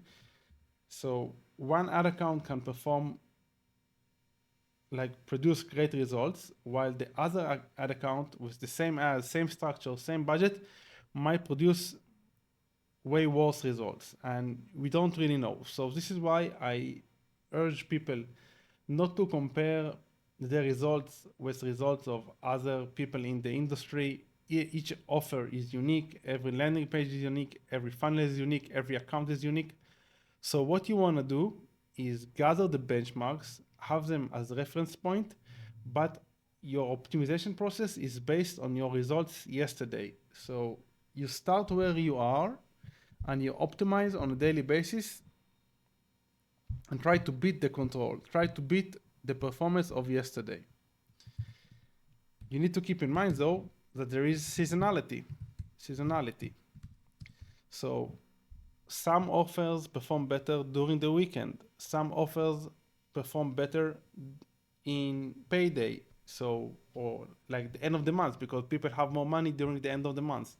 Some offers work better during daytime, like the morning time. Some offers work better during the winter or during the summer. So there are a lot of variables, again, a lot of variables in the equation, and you need to take this into account. So again, it's only about beating yourself yesterday. Let me think. Is there anything else? I think we covered most of the common pitfalls. I guess the last one is overthinking and over optimizing. At the end of the day, Facebook ads, like any business related operation, in my opinion, is a game of numbers. You want to make sure that the funnel, the numbers, the economics in the funnel make sense.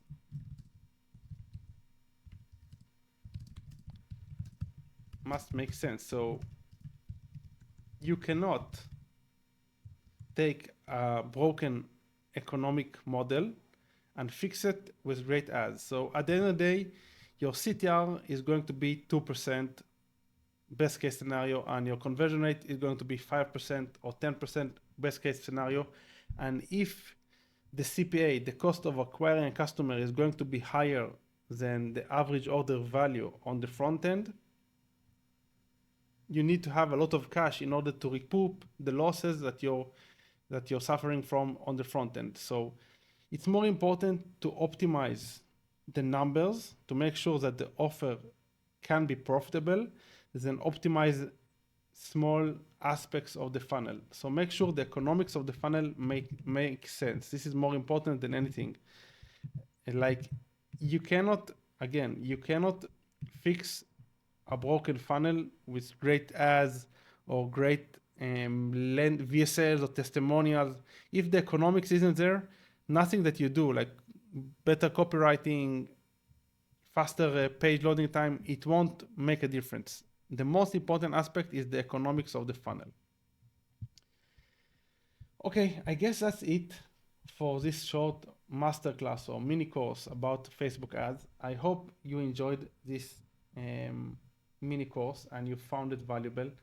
If you have any questions, please feel free to reach out, and obviously keep studying, keep looking at different tutorials about Facebook ads, keep spying on your competitors, keep testing different stuff, keep learning and keep optimizing. Facebook ads is constantly changing, and you should be able to adapt and recognize the trends in the market and recognize different features of Facebook ads that are performing well, and based on this you double down on whatever is working.